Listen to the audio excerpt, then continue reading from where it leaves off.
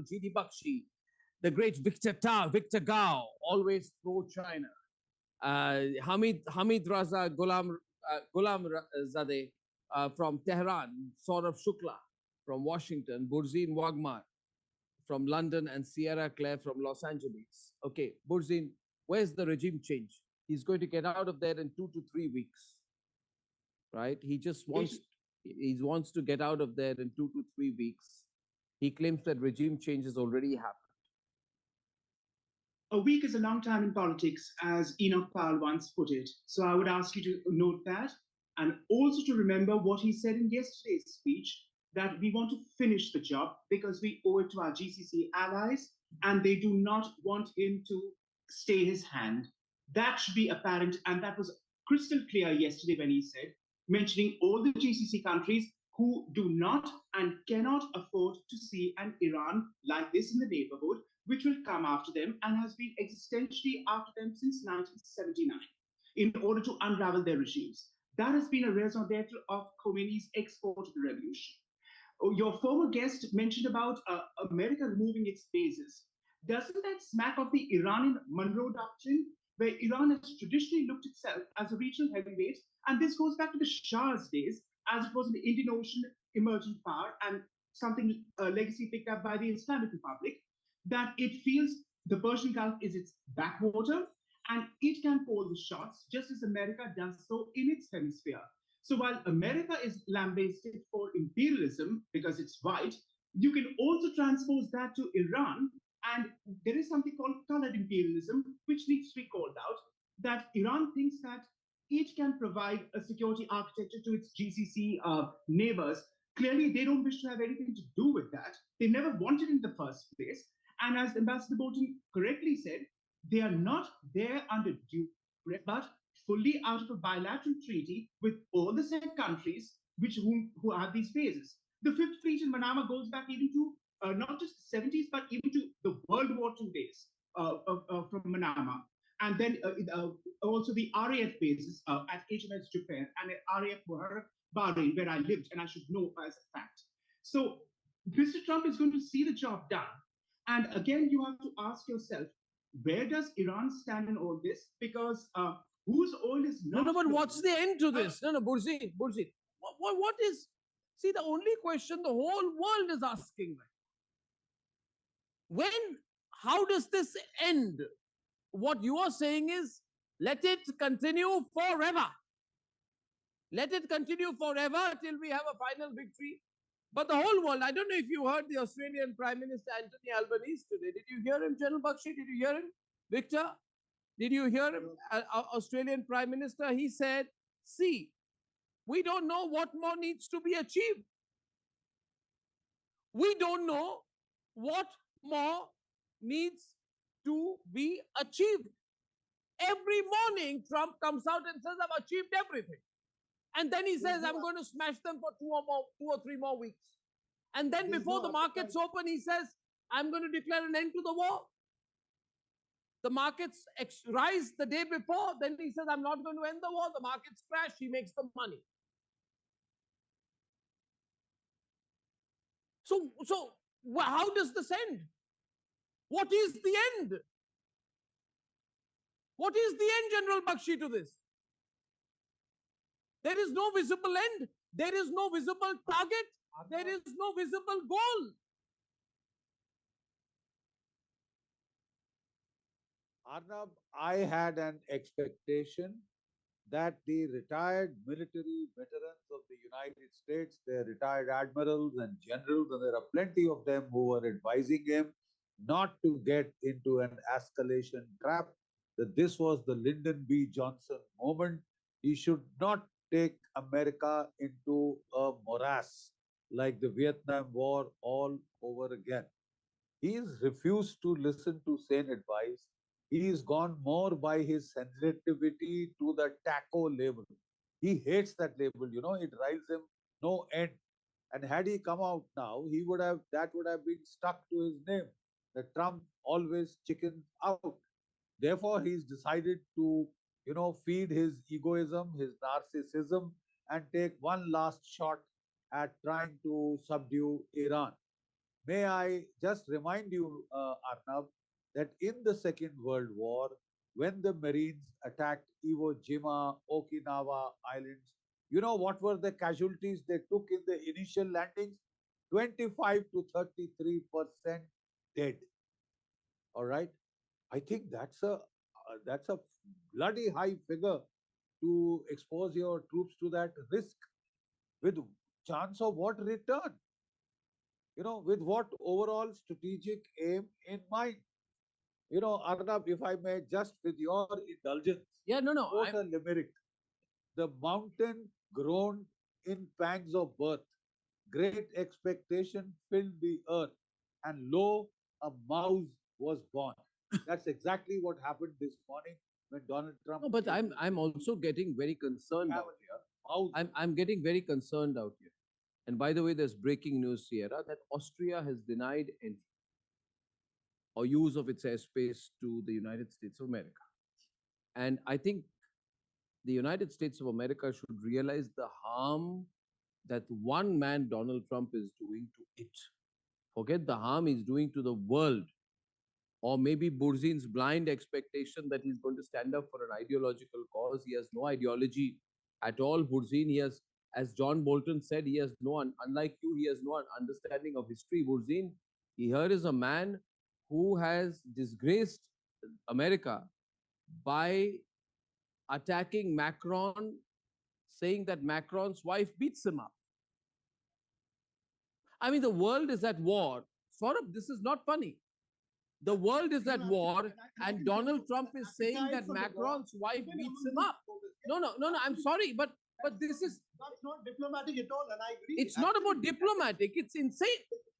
It's absolutely demeaning. That should not be said by anybody. No president or any person should be making comments about anybody's wife, and that too a head of state's wife. That's obviously in a bad taste. I would say that. And the other thing is, I can tell you, Arnab, even the strongest supporters of President Trump are very worried about the fact that this war continues. They will not only lose the midterms, but also his support base will get alienated because obviously nobody wants a prolonged war.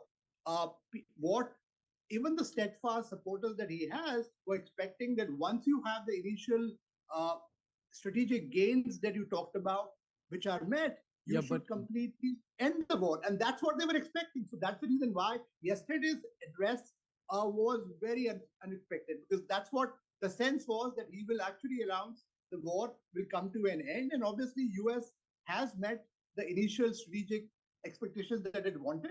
But the fact that this will only has led to more volatility, if you ask me. No, but and obviously, I don't see in my strategic sense much coming out, also because even the diplomatic talks, and I can break this on your show, are not progressing because you have unlikely, allies like Pakistan, who can never be trusted, trying to broker a deal, a country which obviously has been supporting terrorism for all along. If they try to broker a deal, well, God help that. So I see a sense of volatility even in the situation as it exists today. Now, I think as far as the Strait of Hormuz is concerned, I think he's lying. Victor Gao, what do you think? Trump says, we have no need for the Strait of Hormuz. He says that, remember, because of our drill baby drill program, America has plenty of gas. We almost import no oil. We have no use for the Strait of Hormuz. Is that the truth, Victor Gao? Is it true that America doesn't need the Strait of Hormuz at all? Any trust any person could have in him as a person, as a leader, as the president of the United States of America, as the commander-in-chief of the US military forces. That is the sad nature of the situation President Trump has brought the United States to. Now, if there is a winner for this war, there is a winner in Netanyahu. The moment the war started, Prime Minister Netanyahu succeeded in pulling the United States, pushing the United States into this war. I don't think President Trump has any idea as to what exactly he wanted to achieve. He wanted to have an unconditional surrender of Iran before the war even started. But that is a goal he can never realistically achieve because Iran will fight to its death and they will not give up. Why? Because if they give up this round, they will lose the 6,000 years of continuous civilization of Iran or Persia. So I think this war is bringing the world the closest to a nuclear war and possibly to the Third World War. So all of us, mankind as a whole, should pause to think about what exactly is going to happen. Because if President Trump escalates, he will not achieve whatever goal he will set for the United States, because it will only push the crisis of energy crisis, financial crisis, and economic crisis to the real breaking moment. And Israel eventually will be a loser because right now, all this Iron Dome, the David Sling, all the other anti-air defense systems have been completely broken, and they are So exposed Israel will to the not want onslaught Victor. of the Victor missile Gao, from I just Iran. got some So breaking we news. are We were talking reporting. about existential threats. Yeah, we were to reporting this. Israel on the one hand, to Iran on the other hand, Yeah. and to the prestige and the image of the United States as a superpower on the other hand. I just So think the longer it draws on, the more the closer it will push mankind to the brink of the Third World War and to a nuclear. I'm beginning to suspect that Israel will do everything possible to make the war continue. Because if the war were to end today and America were to pull out, it would have huge political consequences on Netanyahu. Russia today reporting sometime back, Hamid Raza, that Israel has killed the man who was the main negotiator who was trying to get talks done at a higher level with J.D. Vance. His name is Kharazi. He was a former foreign minister. And Israel, in a targeted strike, has gravely wounded him. Some reports are that he has died. Is this true? Have you heard any such news in Tehran as well about Mr. Kharazi? The attack is confirmed, and his wife unfortunately has been martyred, but himself has sustained some injuries. My reports and my hearing is that he has survived the assassination attempt.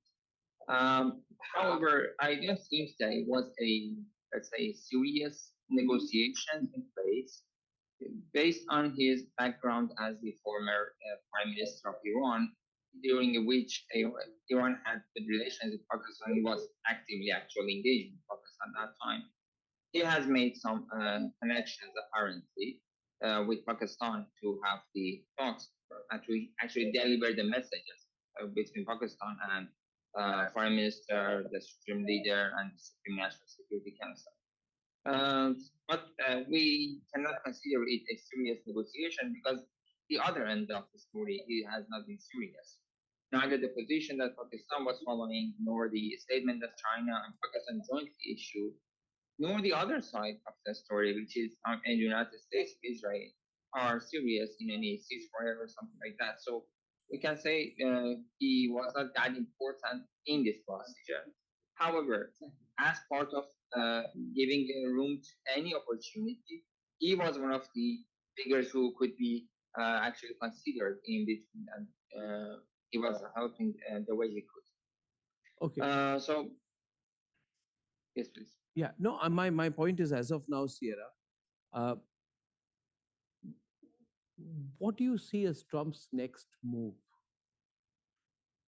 Well, to go back to what you mentioned about our European partners, just a quick note. NATO and the European defense apparatus was in decline long before Trump came in office. I actually did my graduate research paper on that, so I know about the history of that. And in terms of, what President Trump is doing for America, I think the missile that almost made it all the way to Diego Garcia, showing how far their range has actually was actually getting to. That's what Trump did for America, and if the Europeans are upset by that, that's just simply a consequence of what happens when we are protecting our homeland from Iran building missiles that could reach here. What is his next move? I think his next move is to pursue these negotiations and while continuing to put maximum military pressure on Iran. I know some people on the panel are less hopeful about the negotiations, but I think that with Israel and the United States, who are working in tandem, Israel's putting pressure on the regime points. They're going after regime apparatus, their ability to suppress the people, their morale basically, and the United States is going after the military ability of Iran to project power outside of its borders. With both of those things being as decimated as they are, I think that we need to give these negotiations a chance. What Trump said at face value. Trump is talking through his hat when he says that Iran's ability to launch missiles and drones is curtailed. I mean, it's not true. It's not true. You cannot lap it up at face value. A British Maritime Security Agency said their vessel was struck off Qatar. In Lebanon, the Hezbollah said its fighters launched drones and rockets in northern Israel as recently as 2nd of April today, with Israel military's home front demands saying air raid silence are activated across the border. It's not true. This Trump propaganda is not true.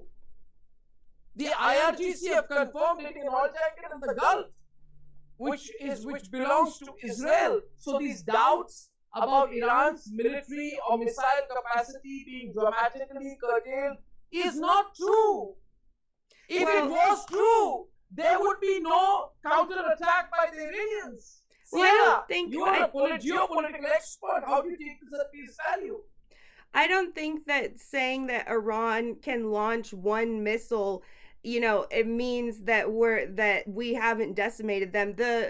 The points from the Department of War show their capability, their actual missile launches have decreased by 80%, 90% since the war started, and we still have 2 to 3 weeks to go, as President Trump said. So there's more work to be done, but that was his point. One of his points in his speech last night is that we are really very close to achieving these military objectives because Iran is so decimated. So I think there's a confusion, that people want to say, oh, because Iran is still retaliating, that means that the U.S. wasn't successful. The U.S. decimating them to where their missile launches have decreased by 90% is success in military terms. But that is now, competitive data. Hamid Raza is smiling at it. I find it so defensive of Pete Hegseth to have to come and justify and say, oh, you know what, I'm not totally losing. You see, they're firing fewer missiles at me now. They used to fire more missiles at me earlier. What kind of a victory is that? Come on, Sierra. I think that's how war works. There are how does it work like that? Maybe Iran is just holding its fire for a while. Well, I think that the U.S. has very good intelligence in terms of Iran's weapons caches, and that is part of what Trump also mentioned in his speech last night. Is we're clearing all of that out. We're actually going after their factories, their ability to produce weapons to protect our Gulf partners, so that when we do leave, Pete Hegseth and Trump is making, therefore, General Bakshi, is that the Iranians aren't hitting us as badly as they used to earlier. They were hitting us very badly earlier. And now they've slowed down a bit. They fired 31 missiles on March 26th. Thank God they're firing only 21 missiles now. Does that sound like a victory? It sounds like America heaving a huge Sierra sigh of relief. Maybe the Iranians are sparing us now.